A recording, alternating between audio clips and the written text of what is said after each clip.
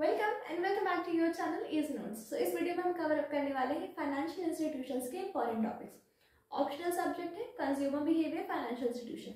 कोई एक चूज करना था, मैं दोनों के इंपॉर्टेंट टॉपिक्स कवर अप कर रही हूँ। कुछ क्योंकि इधर के होंगे, कुछ उधर के होंगे, ठीक है। मिस कुछ नहीं कर रही मैं, लास्ट मोमेंट पे आई इतना तो कर ही सकती हूँ। Okay, so apart from this हम कवर अप करेंगे important topics unit wise. First unit में कुछ नहीं मतलब है, काफी कुछ है। फाइनेंशियल सिस्टम है, फाइनेंशियल इंस्टीट्यूशन है, ठीक है। या तो आप फाइनेंशियल सिस्टम कवर अप करो, या तो फाइनेंशियल इंस्टीट्यूशंस के normal theory, nature, features, scope, advantage, disadvantage, functions, role वगैरह वगैरह, ठीक है। या तो कोई एक कवर करो या तो दोनों कवर अप करो, बिकॉज टॉपिक्स ही दो हैं।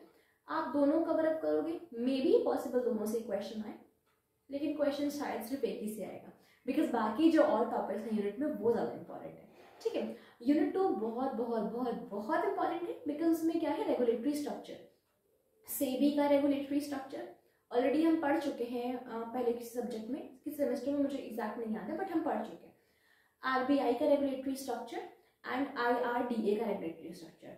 IRDA is insurance regulatory and development authority, ठीक है। सो इंडिया के ये 3 डेवलपमेंट अथॉरिटीज हैं जो कि लाइक मेन पॉइंट पे हैं, जो सेंट्रल गवर्नेंस जिनकी है सारी बैंक्स पर, सारे के सारे सिक्योरिटी एक्सचेंज बोर्ड्स पर और सारे के सारे इंश्योरेंस कंपनीज पर, राइट। सो आप इनके पावर क्या है, रोल क्या है, फंक्शन क्या है एंड ऑब्जेक्टिव क्या है, ये 5 हेडिंग्स तो पक्का कवर अप करनी है।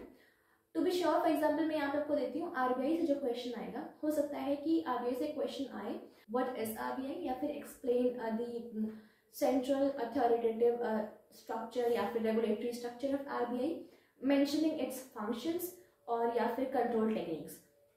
फंक्शंस या कंट्रोल टेक्निक्स क्यों बोला है मैंने, क्योंकि इसका स्पेसिफिकेशन आ सकता है क्वेश्चन में।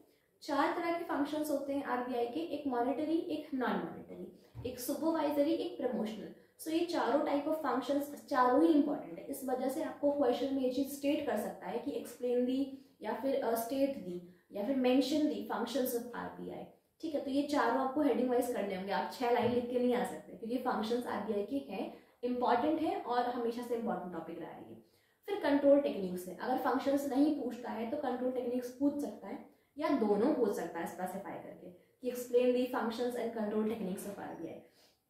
कंट्रोल टेक्निक्स क्वालिटेटिव, क्वांटिटेटिव, 2 तरह की कंट्रोल टेक्निक्स है, ठीक है। So role, power, functions, objective, purpose वगैरह वगैरह, ये 5 हेडिंग्स तो जरूर कवर अप करना तीनों टॉपिक्स की। तीनों में से कोई 2 भी कर रहे हो, that's well and good. RBI मत मिस करना, सेबी और आईआरडीए में से कोई एक चूज कर सकते हो, दैट्स ओके, ठीक है। देन हमारे पास आता है यूनिट नंबर 3। यूनिट नंबर 3 में let's see what is unit number 3।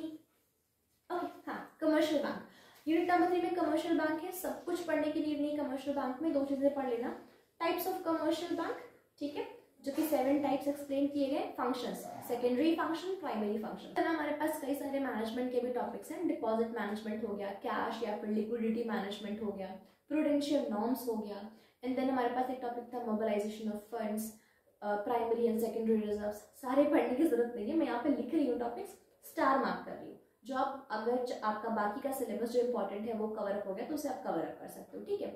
फिर यहाँ पे एक टॉपिक है जिसको assets and liability management name दिया गया, ALM, assets and liability management. मत स्किप करना, बिल्कुल मत स्किप करना।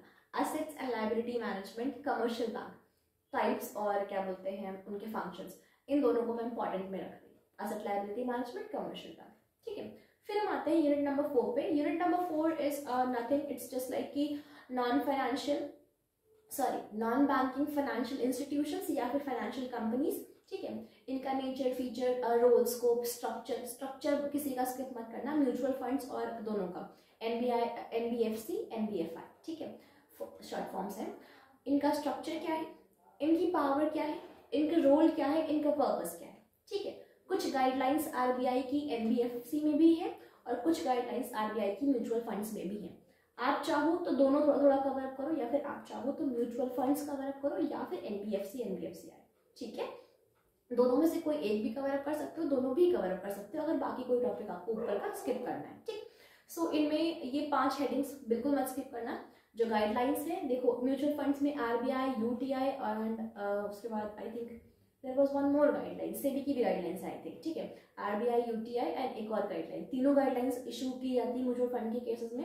उनका स्ट्रक्चर क्या होता है, उनका रोल क्या होता है, ऑब्जेक्टिव क्या होता है, पर्पस एंड ऑल, सेम चीज एनबीएफसी के साथ है, बस एनबीएफसी में गाइडलाइन सिर्फ आरबीआई रेगुलेट करता है, ठीक है, that are non banking financing companies या फिर इंस्टीट्यूशन, ठीक है। So that was all for financial institutions, all the very best for all of your exams. Bye bye, मिलते हैं नेक्स्ट सेमेस्टर में खूब सारे वीडियोस के साथ।